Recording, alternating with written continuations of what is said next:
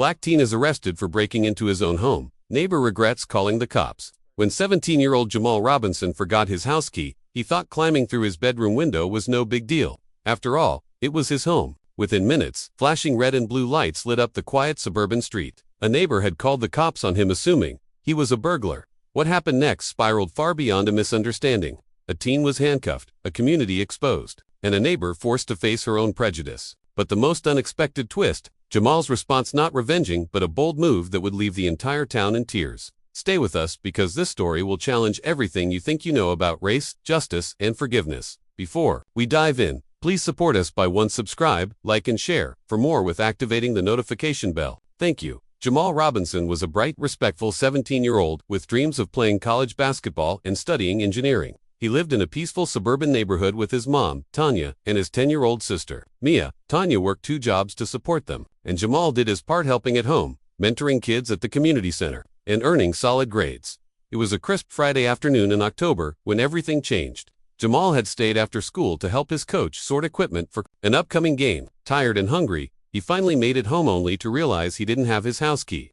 It was still in his gym bag, locked inside his school locker. With no one home, his mom was at work and Mia at a friend's house. Jamal decided to do what he'd done once or twice before. He walked around to the back of the house and hoisted himself up to climb through his slightly open bedroom window. He was just about to pull himself in when he noticed an elderly woman watching him through a curtain across the street. He waved, assuming she recognized him, but Mrs. Eleanor Walsh, who had lived in the neighborhood for decades, didn't wave back. She scowled. Jamal thought nothing of it till 5 minutes later. Sirens howled down the block. "Put your hands up, get down." 3 officers screamed, guns drawn. Jamal stood frozen in disbelief. He tried to explain, but was pushed to the ground, cuffed, and accused of breaking into the house. He kept saying, "This is my home. I live here." But they weren't listening. Tanya arrived in a panic, alerted by another neighbor who had seen the commotion.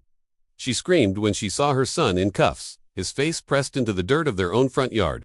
Even after confirming Jamal's identity, the officers were slow to remove the cuffs, still suspicious. Jamal had never been arrested. He had never even been in trouble. And yet, here he was publicly humiliated in his own neighborhood, in front of people who knew him his whole life. The pain wasn't just physical, it was deeply emotional. And Eleanor Walsh. She stood silently behind her window, still watching. But something about what she'd seen, the fear in Tanya's eyes, the despair in Jamal's face, began to haunt her almost immediately. By the next morning, a neighbor's video of Jamal's arrest had gone viral. It showed everything: the confusion, the fear, and the tears streaming down Tanya's face as she begged the officers to listen. People online were furious. Hashtags like #Justice for Jamal, #Not a burglar, and #Black in your own home flooded Twitter, TikTok, and Instagram. The video was shared by influencers, civil rights activists, and even a local news anchor who called the incident another painful example of racial profiling in America. The comments were heartbreaking. This could have ended like so many other stories: another black teen dead over a misunderstanding. Imagine being arrested for trying to get into your house. Tanya agreed to speak to reporters, holding her son's hand during the interview. She was composed, but the pain in her voice was unmistakable. "My son did nothing wrong. He followed every rule we taught him. He stayed calm. He complied. And still, he was treated like a criminal. Why? Because he's black." The police department issued a short statement. Responding officers followed standard protocol. After receiving a 911 call about a possible burglary, "We're reviewing the body cam footage." But the community wasn't satisfied. Students at Jamal's school organized a peaceful protest, wearing shirts that read, "I live here." Local pastors condemned the incident during Sunday sermons. The mayor called a press conference urging the police chief to reevaluate procedures for dealing with minors and reports rooted in racial bias. Meanwhile, Jamal remained quiet. He was hurt, not just by the police but by his neighbors.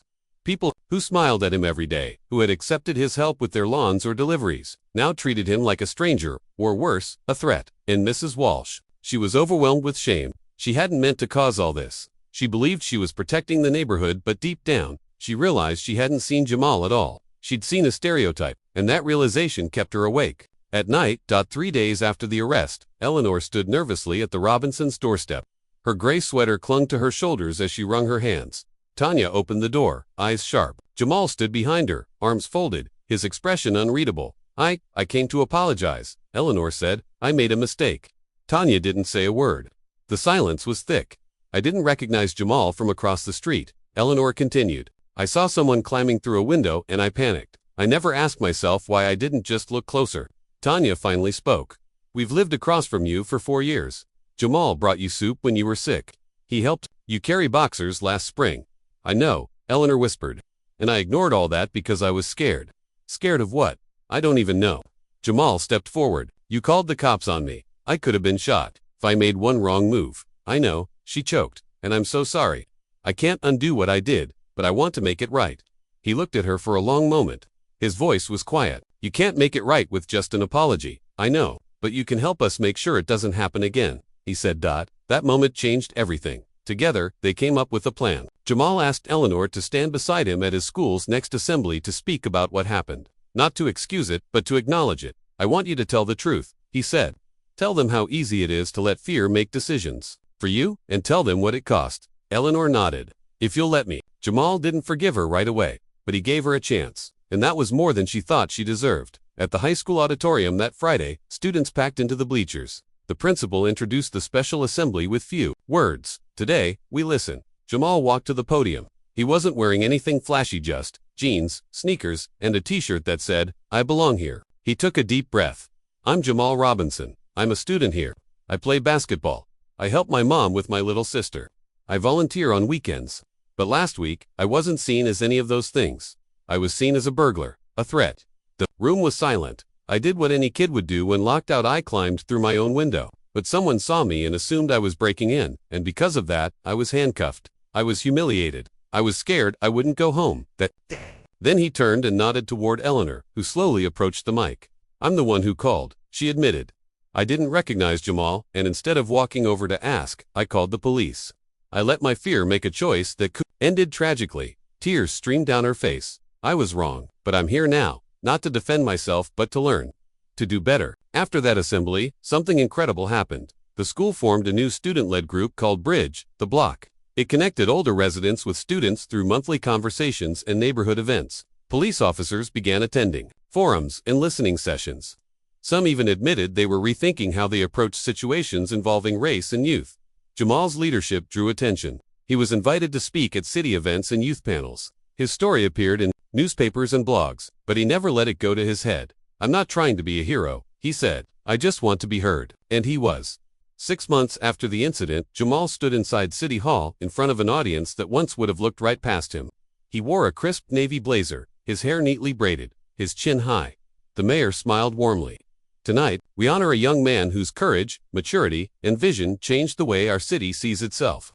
Jamal was presented with the Youth Leadership Award and a scholarship to attend any university of his choice. The room erupted in applause. But when he stepped up to speak, he didn't talk about himself. I accept this award not for what I did, but for what we've all done since. Eleanor Walsh didn't have to show up. My principal didn't have to give me a voice. The police didn't have to listen. But they did, and that means this is all of our story now.